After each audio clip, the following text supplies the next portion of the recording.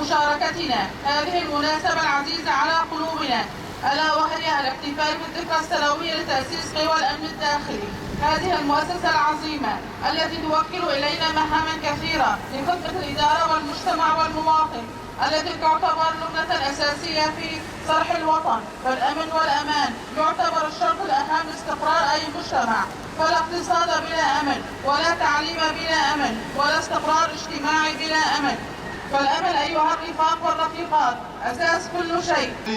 وشعبنا بالثلاثين من شهر أكتوبر نشارك كافة شرائح ومكونات المجتمع بما فيها من مؤسسات مدنية وعسكرية بالذكرى التاسعة لتأسيس قوى الأمن الداخلي، حيث أننا نعمل على ترسيخ الأمن والأمان للمجتمع عبر مواجهتنا للإرهاب والجرائم بكافة أنواعها، وبناء وطن يخلو من كل أشكال الفوضى والفساد.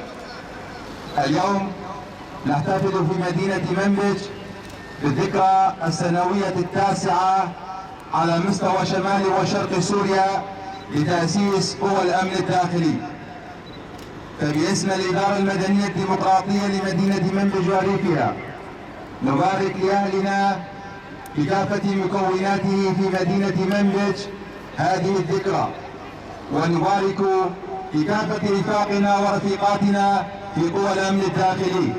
وحقيقة ومداعة للفخر والاعتزاز والكبرياء أن نرى أبناؤنا وبناتنا في قوى الأمن الداخلي كتفا إلى كتف يحمون البلاد من كل طامع ومستقل ومتسلل من أجل خلق الفوضى في بلادنا.